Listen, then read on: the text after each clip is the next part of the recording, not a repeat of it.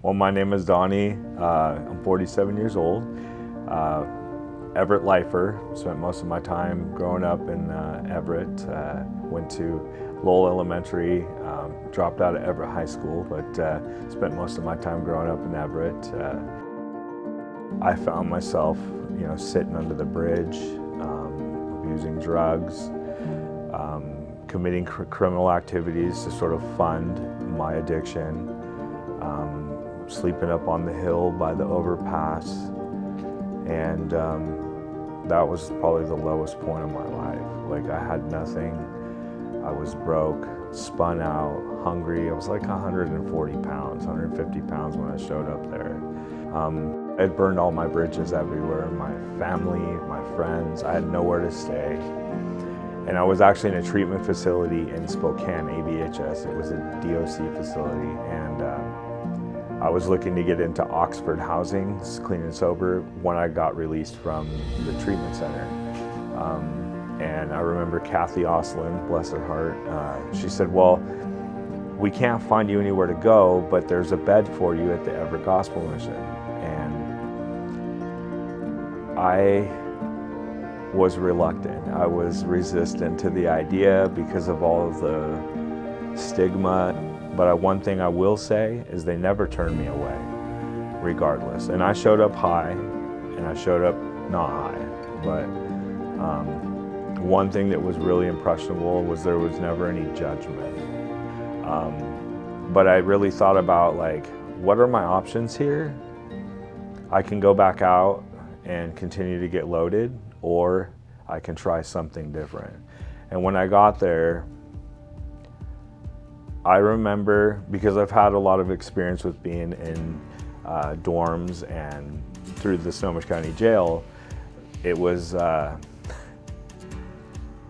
welcoming. Like, the guys there were really cool. I made a lot of really good friends, and as we sat down and had a meal, it was like, it was better than jail food. Like, it was quality, and it was there was care put into it, and I was like, oh, these people are really trying to help me.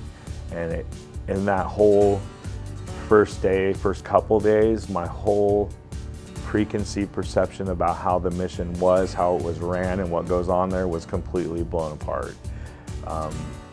When I met John and Jeff Davis at that time, he was the Genesis leader, I realized that these people are really invested in the people there. It's not just a job for them, it's a passion. They really cared about us on a personal level, met with us one-to-one, and within probably the first week, I was calling the place home. So if I wouldn't have been given grace, if I wouldn't have been given hope, if I wouldn't have gotten that second chance for the millionth time and had an open door and a clean shower and a hot meal, like,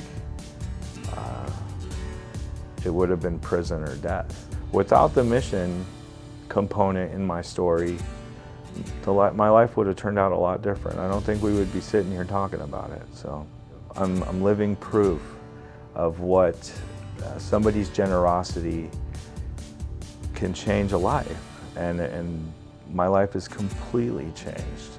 It'll change your life.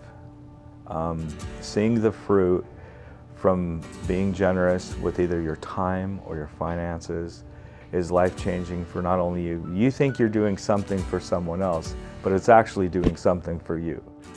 The mission is on mission, and the mission cares about people. The mission cares about the individual and the human element of it. I would really encourage people to get involved, to go there, to participate. But it is effective. I'm living proof of what somebody's generosity can change a life, and my life is completely changed.